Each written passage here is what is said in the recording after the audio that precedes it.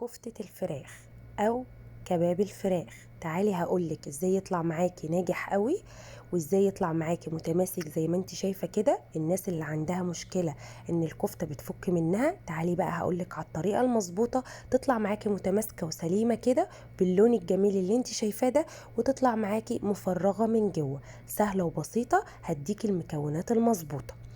تعالي بقى معايا هنا دجاج مفروم، معايا 800 جرام بالظبط من الفراخ المفرومه كويس، و250 جرام من الدهن، وبصل وفلفل اخضر، فلفل احمر وبقسماط وخضره وتوم، ومعلقه بيكنج باودر وصلصه. سهله وبسيطه، سهله وبسيطه. معايا هنا بصلتين، قرن فلفل اخضر وقرن فلفل احمر، ومعايا هنا معلقتين من البقسماط، ده بقسماط، ومعلقتين من الخضره، ومعلقه توم كبيره. ومعايا هنا التوابل بتاعتي: ملح، كمون، فلفل اسود، جنزبيل، 7 بهارات، توابل دجاج، كاري، كزبره ناشفه. معايا معلقه بيكنج باودر، ومعلقه صلصه. تمام كده. هنفرم البصل وهنفرم الفلفل. انا عايزه فرم وسط، مش عايزه فرم ناعم ولا فرم خشن قوي. صلوا على النبي يا حبايبي، واعملي لايك لو لسه ما عملتيش، واشتركي في القناه لو لسه مش مشتركه. وتعالوا نكمل نشوف هنعمل ايه. هنصفي. شايفين الفرم؟ انا عايزه نفس الفرم اللي انت شايفاه ده، يكون وسط، ولا ناعم قوي ولا خشن قوي، بحيث ان ما يبانش معاكي في الكفته. تعالوا بقى نصفي السوائل اللي فيه، ودي اول خطوه معاكي ان الكفته تطلع معاكي متماسكه وما تفكش. اي سوائل في الخضار على قد ما تقدري صفيه. انا هنا المصفى مش هتنزل السوائل معايا كويس، هبدا اتعامل بايدي. لما لقيتها ما بتصفيش كويس، اتكيت بايد عشان اضمن ان ما فيش سوائل في قلب البصل. وطبعا ميه البصل دي احنا مش هنستغنى عنها، انا هقولك هنعمل بيها ايه دلوقتي. هنصفي كويس على قد ما نقدر عشان نضمن ان الكفتة بتاعتنا مش هتفك مننا نهائي. دي اول خطوة من خطوات نجاح الكفتة. اللهم صل وسلم وبارك على سيدنا محمد. هنكمل بقية العصر الخضرة اللي معانا عشان ما نطولش الفيديو عليكم. شايفين المية دي؟ المية دي لا غنى عنها، لها فوائد دلوقتي هنقول عليها. هنركن بقى مية البصل دي في جنب، وتعالوا نشوف هنعمل ايه. هنحط بقية الخطوات اللي معانا. ده معلقتين من البقسماط هننزل بيهم، وهننزل بمعلقة التوم، وهننزل بمعلقتين الخضرة، وهننزل بمعلقة صلصة صغيرة. ليه معلقة صلصة؟ عشان لون الكفتة معايا من جوه ما يبقاش أبيض، ويدي طعم وتست مختلف. وهننزل بالتوابل بتاعتنا. تمام كده. عندي بقى سر تاني من أسرار الكفتة ما تكشش معاكي: معلقة البيكنج باودر بتديكي قوام كويس. مستحيل الكفتة تكش منك في النار.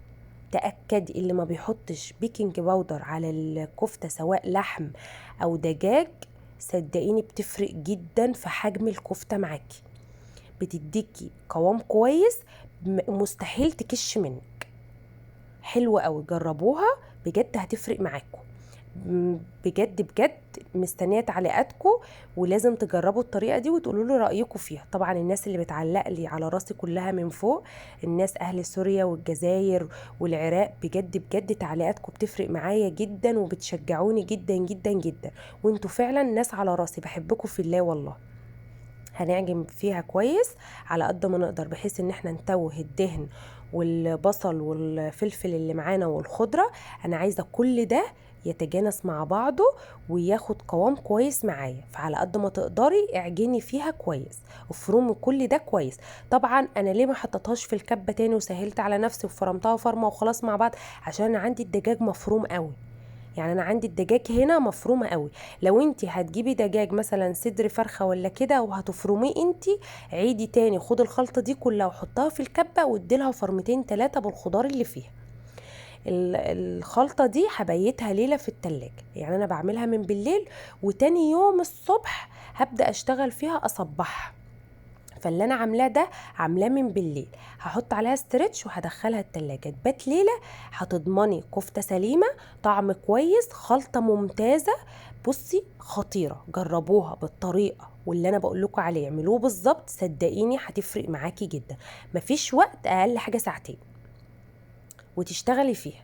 هنا بعد ما طلعت من التلاجة وباتت ليلة كاملة. طبعا معايا سياخ هنا شيش، موجودة ماشي، مش موجودة معلقة وصباية عليها، اللي متوفر عندك صباية عليه. المهم ان الكفتة معانا تطلع مفرغة من جوه. على فكرة سياخ الشيش دي انا نقعها في مية لمدة ربع ساعة عشان خاطر ما تتحرقش معايا في الفرن، وعشان خاطر لما اجي اسلك منها الكفتة تطلع سهلة معايا ما تمسكش فيها. هبدأ هنا اصبع الكفتة. طبعا عايزة انتي مادة دهنية في ايدك عشان الكفتة ما تلزقش، فدايما الزيت جنبك، وعلى قد ما تقدري هتحسي انها بتلزق في ايدك ادهني ايدك زيت خفيف. هنا هبدأ اصبع بالشكل اللي انتوا شايفينه ده، على قد ما تقدري صبعي كويس، لف الصبع على السيخ كويس، وعلمي عليه بصبع ايدك كده عشان يطلع شكل المطاعم ونفس ما شفتيه في الفيديو في الاول. بجد خطيرة تحفة. شايفين انا بعملها ازاي؟ بتك عليها بعقل بايدي كده من الوسط كده ما بين الصباع الكبير والصباع الاولاني، بدي علامات كده. هنعمل كمان واحدة مع بعض، تعالوا نعمل كمان واحدة مع بعض. زي ما انتوا شايفين كده لفيها على السيخ كويس، وعلى قد ما تقدري اتكي عليها بايدك كده بحيث تديكي شكل كويس في الشوي. هخلص الكمية كلها عشان ما اطولش عليكي الفيديو. زي ما انت شايفة كده، وهخلص الكمية. شايفين هنا؟ اللهم بارك، تحفة تحفة ما شاء الله، اللهم بارك. تعالوا بقى لمية البصل، هنحط عليها معلقة صلصة ومعلقة كاتشب، فلفل اسود، كمون، بابريكا، ملح، ذره ذره ذره، حاجه بسيطه، لان انت طبعا حاطه التوابل بتاعتك مظبوطه وحدقك مظبوط، فمش عايزاكي تزودي الحدق. هتدي وش بس دهنه بسيطه كده على الوش من فوق قبل ما يخش الفرن. طبعا انت هتحط على رف وسط في الفرن، وهتشغلي الشوايه بس من فوق، مش هنشغل الفرن من تحت. تاخد وش وبعدين ندهن الوش التاني. تعالوا بقى نعمل سلطه الطحينه الخطيره، افخم من المطاعم والمحلات والفنادق، تحفه. تعالوا شوفوا طريقتي. 3 معالق من الطحينه، خل، معلقه مايونيز، معلقه توم، معلقه كزبره خضراء، ملح، فلفل اسود، كمون، بابريكا. هنزل بالخل الاول على الطحينه عشان تتجانس مع بعضها. تمام كده. ليه نزلت بالخل الاول؟ عشان انا عايزاها تمسك في بعضها، وابدا اخف انا بالميه براحتي، اوصل للقوام اللي انا عايزاه براحتي.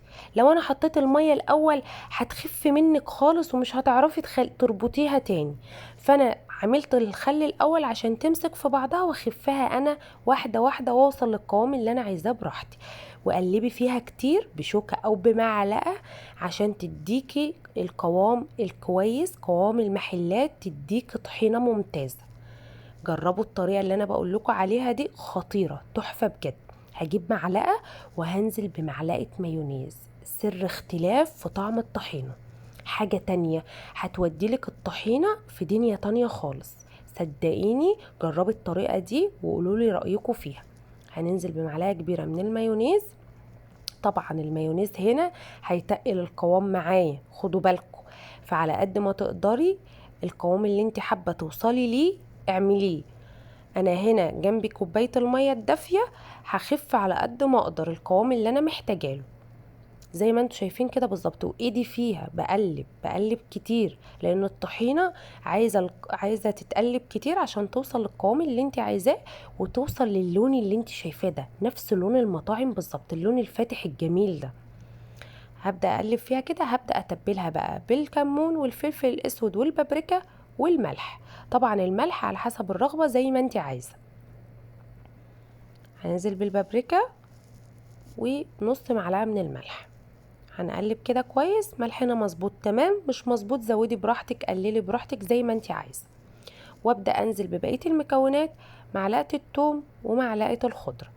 على فكره الثوم والخضره هنا بيفرق معاكي جدا، بيخلي طعم السلطه خطيره بجد.